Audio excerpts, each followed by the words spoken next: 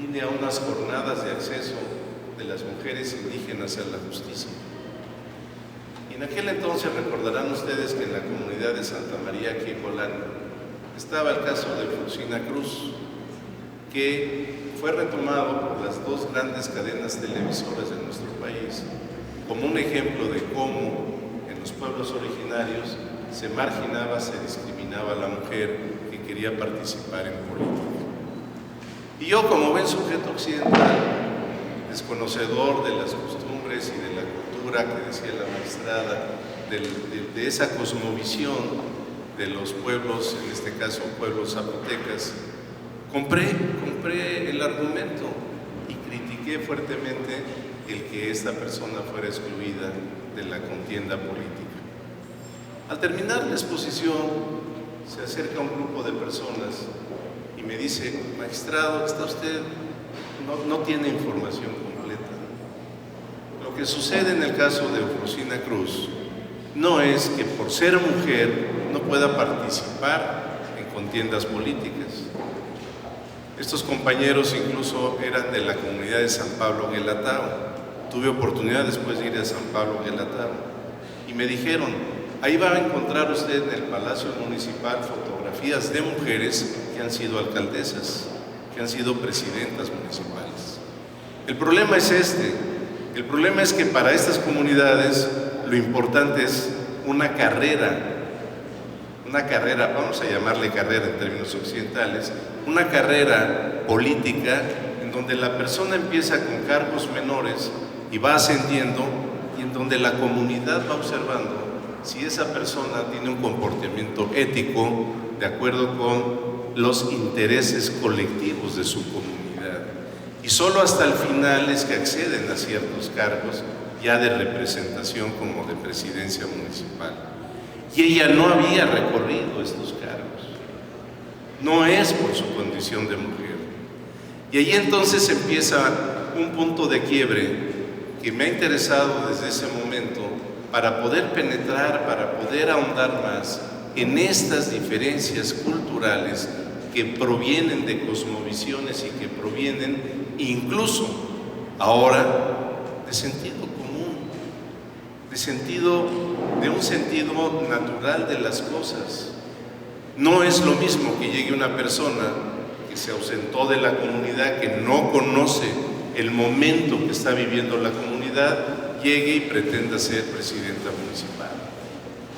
A los ojos occidentales, lo que importa es la libertad personal del voto, lo que importa es el derecho individual de votar y ser votado, pero se pierde de vista esta dimensión más sabia, desde mi punto de vista, más coherente, más pertinente que un sistema occidental que luego redunda en problemas como los que estamos viviendo hoy, de corrupción, en donde no hay un mínimo sentido de responsabilidad social, en donde se llega al cargo, no se ejerce como se debe ejercer, conforme a la ley, conforme a la Constitución, y la prueba está en que podemos ver gentes que, si no son propuestas por el partido al que pertenecen, se cambian de partido tranquilamente, dejando lo ideológico a un lado, dejando lo ideológico en el cesto de la basura. Entonces, yo encuentro aquí una diferencia fundamental. Y segundo, el tema de la tensión entre cultura y derecho. El derecho para las comunidades de los pueblos originarios no es lo mismo que para nosotros. Nosotros quizá podamos poner el derecho en primer plano y hablar de derechos y derechos y derechos. En cambio, en los pueblos originarios lo que está en primer plano son obligaciones. Son obligaciones que yo tengo con mi colectividad y son obligaciones que yo tengo que cumplir con mi colectividad para después poder disfrutar de algunos derechos.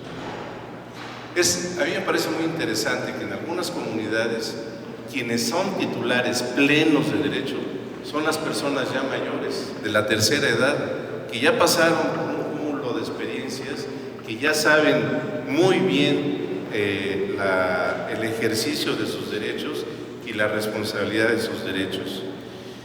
Entonces, ¿qué tenemos en esta tensión cultura-derecho? Que en los pueblos originarios, a mi manera de ver, lo que prima no se excluye al derecho, pero sobre el derecho prima la cultura, sobre el derecho prima la cosmovisión, sobre el derecho prima la supervivencia de esa colectividad. Porque no olvidemos una cosa, no olvidemos una cosa. De repente, el que empieza a escuchar de estos temas es como los niños cuando nos preguntan a los mayores: oye papá, ¿y a poco en tu tiempo no había televisión? Oye, ¿no había Nintendo? No es posible. ¿No había celulares? Acuérdense del primer celular que tuvimos, aquel mamotreto que parecía un ladrillo. Papá, ¿no tenían refrigerador ustedes? Yo me acuerdo cuando llegaba el vendedor de hielos con unas pinzas y unas marquetas de hielo, que si no las ponía rápidamente en la nevera, se empezaban a hacer agua. Y ese era nuestro refrigerador. Ver la televisión, tener televisión, pagábamos 20 centavos para sentarnos en una sillita e ir a ver las caricaturas en la casa en donde por primera vez había una televisión. Y un día nos cobraron 25 centavos, nos subieron la cuota. ¿Y por qué, doña Alicia? ¿Por qué le sube usted la cuota? Porque ya es televisión a colores. Ay, caramba, pues qué bueno, pues vamos a ver a colores, a Chabelo, a Chabelo en colores. ¿Y saben cuáles eran los colores? Una mica con una franja amarilla abajo, una roja en medio y una verde arriba. Y esa mica la ponían en la pantalla de la televisión y ya veíamos a colores después. Los pies azules, el tronco amarillo, la cabeza verde. Entonces, quienes abordan por primera vez el derecho indígena piensan que los indígenas han estado aquí toda la vida y aquí sí. Y nos hemos preguntado lo que ha pasado esa comunidad para estar donde está, lo que ha resistido, lo que históricamente en 500 años estos pueblos que hoy todavía permanecen han pasado. No, sus valores tendrán que ser otros que andarse fijando en derechos individuales, derechos a esto, derechos al otro.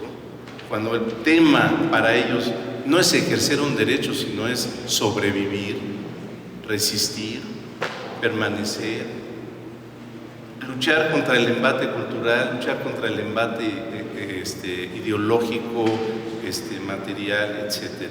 Bueno, para terminar, pasemos a la coyuntura. Para terminar, estamos en una coyuntura muy especial. Lo decía por ahí Javier, que ya no veo en este momento, pero quiero yo, decía él, que discutamos lo que está pasando en nuestro momento, en nuestro país. Reforma constitucional en derechos humanos, excelente, un paradigma, excelente, muy bien, está en la normatividad. Ya sabemos que por estar en la normatividad no es garantía de nada, si no hay una fuerza social que haga valer esa normatividad, está clarísimo. Ahora, derechos humanos, ¿de quién son las obligaciones para respetar los derechos humanos? Del Estado, las 4 obligaciones, los 4 deberes. No me refiero a ellos porque no hay tiempo, bajo los 4 principios: el Estado, el Estado, el Estado. ¿Y qué Estado tenemos? ¿Qué Estado tenemos? Un Estado capaz de proteger esos derechos, un Estado capaz de, cuando son violados esos derechos, se puedan reparar integralmente. Cuando estamos viendo un Estado neoliberal cada vez más adelgazado y un Estado de Derecho que no solamente no puede o no quiere defender los derechos humanos, sino que está violando los derechos humanos. Y los está violando en su forma más grave y más flagrante. La desaparición forzada es un delito, una violación de derechos humanos pluriofensiva, porque está acabando con varios derechos al mismo tiempo. Bien, ¿qué tenemos que hacer? Yo creo que lo que tenemos que hacer es mirar, aprender. En mi caso, estoy hablando de mi caso como integrante de una justicia occidental, integrarme más a las comunidades. He tenido mucho contacto con comunidades mayas, pero me hace falta más contacto todavía, más presencia, más convivencia dialógica para comprender más la visión y sobre todo aprender de ellos la capacidad de resistencia. Yo creo que ante una coyuntura como la que estamos viviendo, la oposición no sirve para nada. Lo que sirve es una resistencia ante un poder, una resistencia ante un poder extralimitado, una resistencia a un poder que hoy se expresa en megaproyectos, en industria extractiva, que van al corazón de los pueblos originarios. Hoy en día los recursos naturales son el botín de esos proyectos de empresas hidroeléctricas, energía eólica, que bajo la apariencia de verde y todo, están acabando con los ecosistemas y con la migración de las aves, etcétera, etcétera. El derecho a la consulta está muy bien, pero mi gran pregunta es esta: ¿y qué pasa si el pueblo dice no estoy de acuerdo? Si el pueblo originario dice no estoy de acuerdo, ¿ya por eso se va a parar? No, lo que estamos viendo es que cuando ante una invasión a los derechos humanos, una invasión ante los derechos de los pueblos originarios, que es una invasión a sus medios de subsistencia, viene criminalización de la protesta social, viene criminalización de la protesta de los pueblos originarios. La compañera boliviana decía, lamentablemente la lucha no ha acabado, sigue, la lucha va a seguir siempre, porque es una lucha de poder a poder, es una lucha de proyecto, de buen vivir, de proyecto que no tiene nada que ver con acabar la naturaleza, con otro proyecto que quiere preservar la naturaleza. Ahí está otra riqueza de los pueblos originarios. Van más allá del individuo, hay una supraindividualidad, porque están pensando en sus generaciones pasadas. Por eso rinden culto a sus ancestros, a sus muertos, a los presentes y a los futuros. Ellos son la defensa de este planeta. Los pueblos originarios son los que llevan la vanguardia hoy en día para defender este planeta, y entonces sí, podernos sentar a platicar sobre derechos humanos, etcétera, etcétera.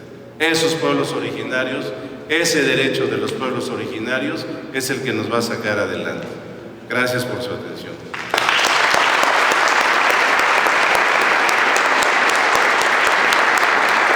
Pues muchas gracias. Lamentablemente, por los tiempos, no va a haber estas de preguntas y respuestas. Yo consideraría, licenciado Tomás, que en todo caso, después de comer, si tienen alguna inquietud, que la anoten, que se las dejen, que dejen un correo, y en su momento los ponentes podrán responderla. Pues yo les cedería el uso de la voz, licenciada Edith, por favor.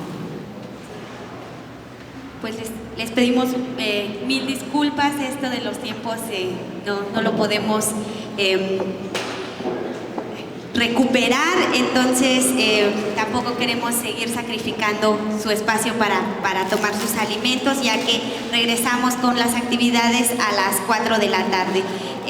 Entregamos un presente a los panelistas de la mesa. Muchísimas gracias por su disertación al doctor Santos Sacochol Gómez, al maestro Pablo Vicente Monroy, y por su moderación a la maestra Ana Mireya de los Santos López.